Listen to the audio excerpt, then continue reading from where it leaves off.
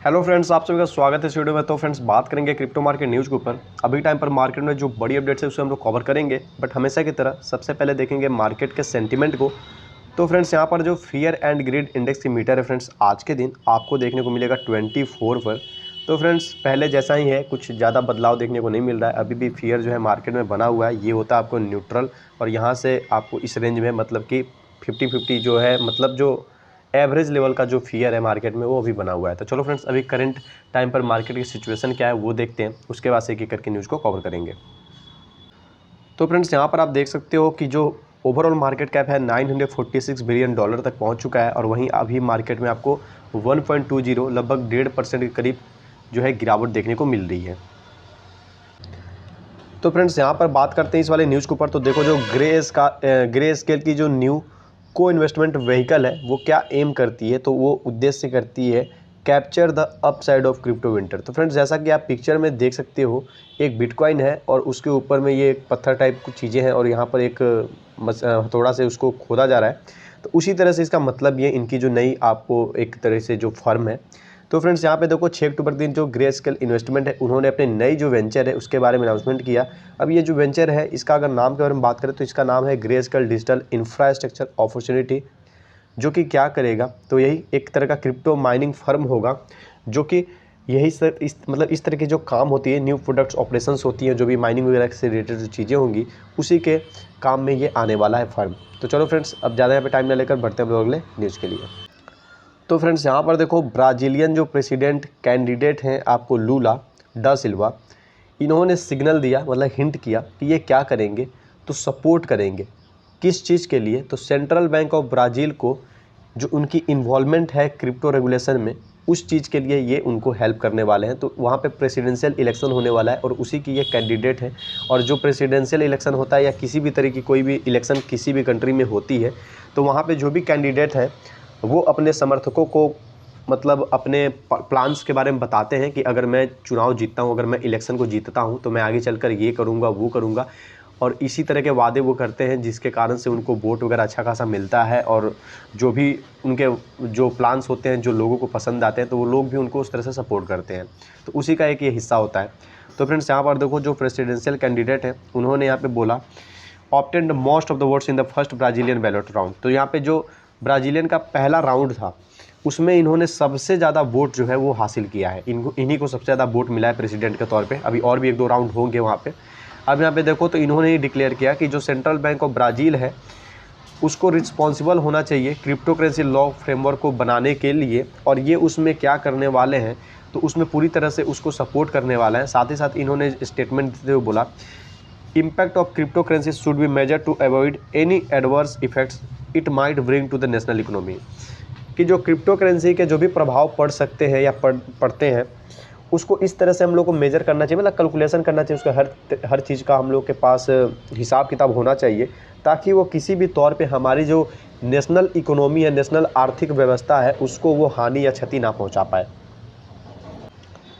तो फ्रेंड्स, बात करते हैं इस वाले न्यूज़ के ऊपर। तो यहाँ पर देखो, बोला जा रहा है कि आज 8 साल पहले अगर हम लोग बात करें, तो जो बिटकॉइन के ट्रेडर्स हैं, उन्होंने क्या किया था, तो जो इनफेमस बियर वेल था, जिसने क्या किया था, तो डंप किया था, मतलब 30,000 BTC को एक ही ट्रेड में, एक सिंगल ट्रेड में 30,000 BTC को उसने क्या किया था, डंप, मतलब कि आप इसे समझो सेल किया था, उसने सेल कर दिया था।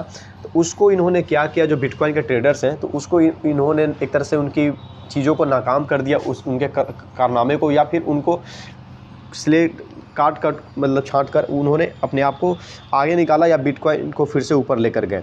तो फ्रेंड्स, अब चीज़ों को और अच्छे से समझने के लिए थोड़ा डिटेल्स में आते हैं। तो यहाँ पर देखो, बोला जा रहा है कि 8 साल पहले आज ही के दिन, मतलब अक्टूबर 6 2014 के टाइम पर, मतलब से 1-2 दिन पहले, लेकिन वो सब छोड़ के सीधे हम लोग पहुँचते हैं कि 2014, मतलब 8 साल पहले, तो जो BTC के प्राइस थी वो लगभग किसके करीब थी, तो पर यूनिट, मतलब एक जो BTC था उसका जो प्राइस था आपको 330 जो है डॉलर था। अब यहाँ पर देखो, तो बोला जा रहा है कि एक एनोनमस जो बिटस्टैम्प ट्रेडर था, बिटस्टैम्प का एक कोई ट्रेडर था, जो कि एनोनमस, मतलब जिसका नाम वगैरह नहीं पता है, अपरिचित था, उसने ऑर्डर प्लेस किया कितने का, तो 30,000 BTC को उसने क्या किया, तो सेल किया। किस रेट पे, तो इसी रेट पे सेल किया होगा जो रेट उस टाइम चल रहा था। तो इस कारण से जो यहाँ पे इनफेमसली नॉन एज, तो इसी को क्या बोलते हैं, इसको बियर वेल का इन्होंने नाम दे रखा है, क्योंकि इतने बड़े अमाउंट में बीटीसी को इन्होंने 2014 में सेल किया था। उस टाइम में एक बीटीसी की कीमत $330 थी, लेकिन अभी के टाइम पे आपको पता है बीटीसी की क्या कीमत है करंट टाइम पीरियड पे। तो इन्होंने अब यहाँ पर देखो जो कॉइन सेल किया था, तो इन्होंने सेल किया आपको $300 पर यूनिट, मतलब 330 था, लेकिन 300 पे इन्होंने जब सेल किया तो उस टाइम इसकी कीमत ये चल रही थी, जिसके कारण क्रिप्टो मार्केट जो था वो काफ़ी ज़्यादा प्रेशर में आ गया था, क्योंकि उस टाइम 30,000 बीटीसी इन्होंने सेल किया। ऑलरेडी मार्केट का बीटीसी का प्राइस बहुत ज़्यादा नहीं था, जिसके कारण रफली $29 million a day in global trade volume जो है वो इम्पैक्ट हुआ था, इतना बड़ा प्रभाव पड़ा था। तो यही चीज़ें यहाँ पे बताई जा रही है कि उस टाइम इस तरह का चीज़ हुआ था, इसको एक बियर वेल के तौर पे नाम दिया गया। और यहाँ पे अब एक और पिक्चर आपको देखने को मिल रही है, तो यहाँ पर पिक्चर से आप सेंस निकाल सकते हो कि यहाँ पर क्या है कि बीटीसी का इन्होंने झंडा ले रखा है, और यहाँ पे ये क्या दर्शाना चाहते हैं कि बीटीसी जीत गया, और यहाँ पे वेल के ऊपर इन सभी ने भाला फेंका है। कहने का मतलब ये वेल क्यों है, क्योंकि अकेले इसने एक ट्रेड के अंदर 30,000 बीटीसी को सेल किया। 30,000 बीटीसी अभी इसके पास अगर रहता, इसने सेल नहीं किया रहता, 6-7 साल 8 साल अगर ये रख लेता अपने पास, तो आज बात कुछ और रहता। तो इस कारण से इसका फ़ोटो दिखाया जा रहा है और इस पर भाला दिखाया जा रहा है, क्योंकि ये हैं वो छोटे छोटे ट्रेडर जो हम लोग हैं, हम लोग छोटे छोटे ट्रेडर हैं। तो इन्होंने इसे भाला मारा और ये दिखाया जा रहा है कि आप 30,000 बेचे, मार्केट डाउन आया, मार्केट को काफ़ी इम्पैक्ट पड़ा, लेकिन उसके बावजूद आप तो चले गए, क्योंकि आपका सारा जो एसेट था आपने तो सेल कर दिया, सेल आउट कर दिया। लेकिन उसके बावजूद बीटीसी कहाँ से कहाँ पहुँचा, तो आपको पता है $300 था उस टाइम में, लेकिन अभी आपका बीटीसी किस लेवल तक पहुँच चुका है। कुछ दिन पहले, अभी आज से 1 साल पहले इसने एटीएस जो टच किया था वो किस लेवल तक पहुंच चुका है, लगभग $60,000, अभी के करीब पे $20,000 में चल रहा है, इससे कई गुना फ्रेंड्स। तो चलो फ्रेंड्स अब बढ़ते हैं अगले न्यूज़ के लिए।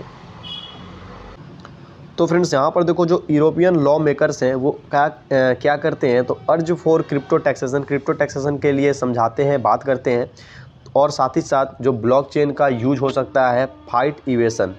तो फ्रेंड्स अब थोड़ा नीचे आएंगे और बात करेंगे सीधे हम लोग डिटेल्स में।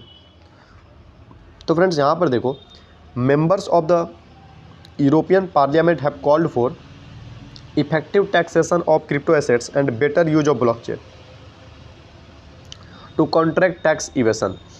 जो टैक्स से बच रहे हैं, जो चोरी कर रहे हैं, या बहुत तरह के टैक्स से जो बुद्धि लगा के इधर उधर निकल रहे हैं, तो यहाँ पे इनका कहना है कि एक इफेक्टिव टैक्सेशन जो है क्रिप्टो एसेट्स के लिए, उस पर इन्होंने काम करने के लिए बात की है आपस में पार्लियामेंट के ऊपर में। इसी टॉपिक पे बात हुई है, इस पे डिस्कशन उन्होंने किया। साथ ही साथ उन्होंने बोला कि जो ब्लॉकचेन का बेटर यूज हो सके, ताकि जो टैक्स इवेशन है उसको हम लोग क्या कर सकें, तो काउंटर डाउन कर सकें। अब यहाँ पे देखो आगे, a resolution aiming to achieve both objectives has been approved by a large majority which also wants small crypto traders to enjoy a simpler tax regime. तो फ्रेंड्स यहाँ पे 2-3 बात कही जा रही है। अब यहाँ पे बोला जा रहा है कि जो रिजोल्यूशन है, मतलब रिजोल्यूशन की जगह पे आप समझो सॉल्यूशन, सिर्फ कि यहाँ पे जो सॉल्यूशन है जो कि एम करता है कि दोनों ऑब्जेक्टिव कौन कौन से हैं। तो पहला ऑब्जेक्टिव है कि इफेक्टिव टैक्सेशन लाना क्रिप्टो के लिए, और जो ब्लॉकचेन का बेटर से बेटर यूज हो सके। इन दोनों के ही वो जो इनकी जो प्रोजेक्ट बोल लो या फिर बिल बोल लो, उसको अप्रूवल मिल गई है। अब अप्रूव्ड कैसे हो गया है, तो पार्लियामेंट में कुछ भी मेजोरिटी से होता है, मतलब पार्लियामेंट में अगर 100 लोग हैं और किसी चीज़ के लिए अगर 60 लोग हाँ बोल देते हैं, तो फिर वो चीज़ क्या हो जाएगी, तो पास हो जाएगी, क्योंकि 60 लोग मेजोरिटी में है जबकि 40 लोग ने ना किया है। तो इसी तरह से मेजोरिटी का काम होता है। तो यहाँ पर जो मेजोरिटी है, जो बड़े पैमाने पे उन्होंने इसको समर्थन दिया है अपना। साथ ही साथ इन्होंने कहा कि ये भी चाहते हैं कि जो स्मॉल क्रिप्टो ट्रेडर्स हैं, जो छोटे क्रिप्टो ट्रेडर्स हैं, जो बहुत ज़्यादा बड़े अमाउंट में ट्रेडिंग नहीं करते हैं, छोटे मोटे बजट के साथ में इन्वेस्टिंग करते हैं, उनको क्या किया जाए, तो एक सिंपल टैक्स रिजिम में रखा जाए। रिजिम का मतलब आप समझ लो टैक्स स्लैब समझ लो, मान लो 4 टैक्स स्लैब है, तो इनका कहना है कि उस टैक्स स्लैब में या उस टैक्स के रेशियो में उनको डाला जाए ना, जहाँ पे उनको ज़्यादा टैक्स का लफड़ा ना पड़े, बहुत छोटा मोटा टैक्स उनको देना पड़े, जिससे कि वो अपनी ट्रेडिंग को एंजॉय कर सके। तो ये बहुत बड़ी बात थी और ये काफ़ी मुझे अच्छी लगी कि ये स्मॉल ट्रेडर्स के बारे में भी सोच रहे हैं कि मार्केट में सभी के सभी रईस लोग और सभी के सभी बड़े करोड़पति ही नहीं है, छोटे मोटे ट्रेडर्स भी हैं जो थोड़े बहुत अर्निंग करके अपने दैनिक दिनचर्या के जो छोटे मोटे नीड्स है, रिक्वायरमेंट्स है, उसको फुलफिल कर पाते हैं। तो उनके लिए इन्होंने सोचा है कि चलो उनके लिए क्या किया जाएगा, तो सिंपलर टैक्स रखा जाएगा, हल्का फुल्का टैक्स उनको देना होगा, और बाकी जो होंगे उनके लिए थोड़ा ज़्यादा। जैसे हमारे यहाँ पे आपको पता है अभी क्या हुआ है, सबको एक बराबर टैक्स देना है, जो कि ऐसा नहीं होना चाहिए था। आपको क्या करना चाहिए था, रेट के हिसाब से या फिर फंडिंग के हिसाब से कौन कितने बड़े अमाउंट में काम कर रहा है, उसके हिसाब से टैक्स स्लैब में सबको बांटना चाहिए था। जैसे कुछ को इसमें रखना चाहिए था, कुछ को इसमें, कुछ को इसमें, कुछ को इसमें, अपने अपने पोर्टफोलियो के हिसाब से, बट सभी को रख दिया गया एक ही टैक्स स्लैब में। तो फ्रेंड्स यहाँ पर देखो जो Binance backed BNB smart chain है उसको पॉज्ड कर दिया गया है, रोक दिया गया है over potential $multi-million exploit. $multi-million का इनका थोड़ा बहुत इधर उधर कुछ दिक्कत हुआ है और साथ ही साथ इस कारण से जो टोकन है वो स्लाइड हुआ है आपको 4%। तो फटाफट से नीचे आएंगे और यहाँ पे बात करेंगे। तो फ्रेंड्स देखो यहाँ पे बोला जा रहा है थर्सडे के दिन अगर हम लोग बात करें और समय यहाँ पे दिया गया है 6:19 शाम में ET है। अब यहाँ पे देखो ऑफिशियल ट्विटर अकाउंट जो है BNB स्मार्ट चेन, उन्होंने एक्सप्लेन किया कि टीम जो है उन्होंने टेम्प्रोरली, मतलब अभी फ़िलहाल कुछ दिनों के लिए आमतौर पे जो है ब्लॉकचेन को पॉज किया है। क्यों पॉज किया गया है, तो इन्होंने नोटिस किया कुछ इरेगुलर एक्टिविटी को इन्होंने नोटिस किया है अपने इसी ब्लॉकचेन के ऊपर में। अब सोर्सेज की माने, सूत्र की माने, तो यहाँ पर बातें निकल कर आ रही हैं कि more than $600 million in BNB tokens, इनकी जो BNB टोकन्स है उसमें लगभग $600 मिलियन के कथित तौर पे स्टोलन, चोरी का मामला जो है वो निकल कर आ रहा है। कहाँ से, तो इनकी जो चैन की क्रॉस चैन ब्रिज है वहाँ से, जिसके कारण जो BNB स्मार्ट चैन टीम है इन्होंने डिटेल किया रेडिट के ऊपर में कि funds taken of BSC are between $100 million to $110 million, कि जो फंड्स BNB से लगभग बाहर लेके गए हैं BSC से, वो क्या है, तो लगभग 100 मिलियन से $110 मिलियन के करीब करीब है। तो इसी कारण से इस टोकन में 4% का गिरावट देखने को मिला है और साथ ही साथ इसको टेम्पोररी तौर पर इस ब्लॉकचेन को पॉज किया गया है, क्योंकि इसके जो टीम है इसको जल्दी से करेक्ट करने की कोशिश करेंगे, सब कुछ ठीक करने की कोशिश करेंगे, पता करेंगे कैसे कहाँ से गड़बड़ हुई है, कहाँ से पैसा कैसे कौन निकाला है, उसके बाद से वहाँ से उसको फिर से पैसे को वापस लाने की पूरी तरह से ये लोग कोशिश करेंगे। और एक यहाँ पे ट्वीट आप देख सकते हो, यहाँ पे ट्वीट देखने को मिल रहा है, यहाँ पे चीज़ें जो है डिटेल्स में काफ़ी बताई गई हैं, इस पर एक नज़र आप डाल सकते हो। बाकी लगभग अभी टाइम पे जो भी मेजर अपडेट्स है मैंने कवर कर दिए अपनी साइड से। तो फ्रेंड्स फटाफट से अब आप एक चीज़ करो, वीडियो को लाइक करो और चैनल पे नए हो फ्रेंड्स तो सब्सक्राइब करो। मिलते हैं नेक्स्ट वीडियो में।